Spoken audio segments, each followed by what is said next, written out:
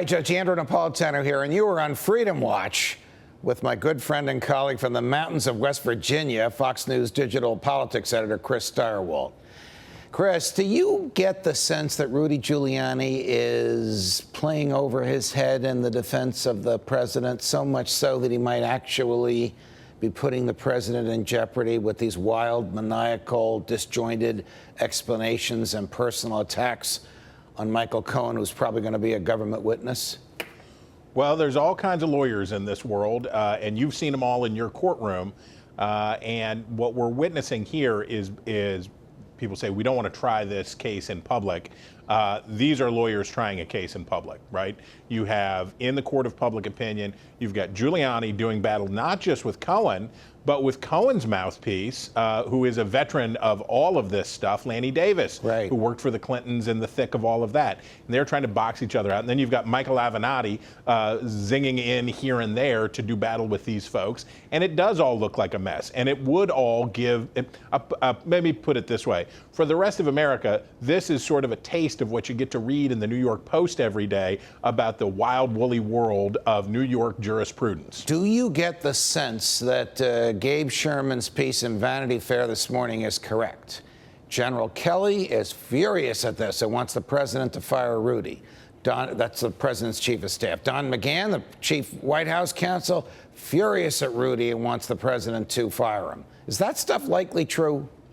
Look, I don't ever put too much stock into palace intrigue stories, but I have to say, on this case, that would comport to the things that are available for public inspection.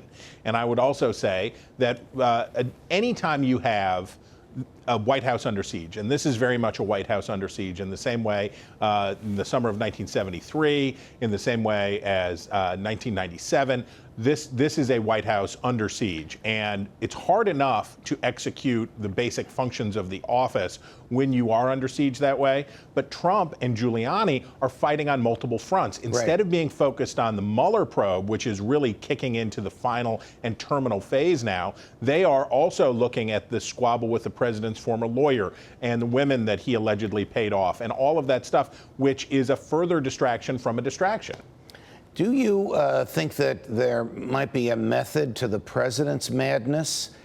And I use the word madness lowercase, with respect to the tweet earlier today. I want Attorney General Jeff Sessions to shut down this investigation. Now, he knows that that tweet is not going to produce the result that he wants. He also knows that if he wants that result and is willing to take the extraordinary backlash it will provoke, he can make that happen. So what does he hope to accomplish with that tweet? Look, he is in a pickle. It's sort of like we heard all the falderall last week about the 11 Republicans calling for the impeachment of the Deputy Attorney General Rod Rosenstein. Right. And what gave the game away on that one, they didn't mention the president in it. The president has the power that he could release those documents. He could order those documents that they demand be released.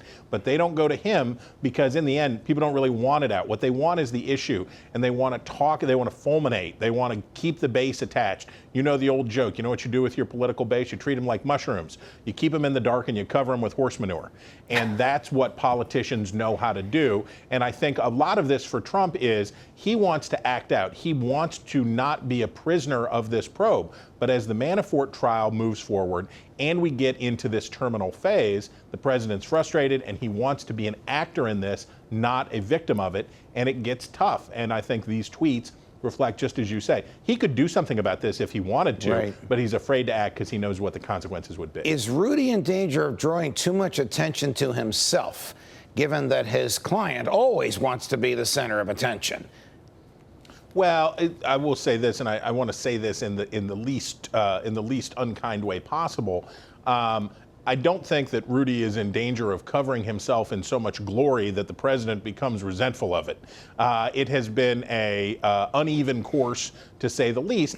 And I don't think it's intentional, but there are some advantages here because it throws a lot of chaff out there. There's a lot, and you can get reporters, you can get the press to go run after any of these things and go, especially if there are naked ladies that are involved, especially if there is the scandal, especially if there is all of this stuff that is in this giant dung heap of a case. It's all in there, and of course, tabloid reporters are going to want to talk about that stuff. And that is a helpful distraction in a lot of ways. Let me lay a thesis out for you, which, as you know, is in my column this week.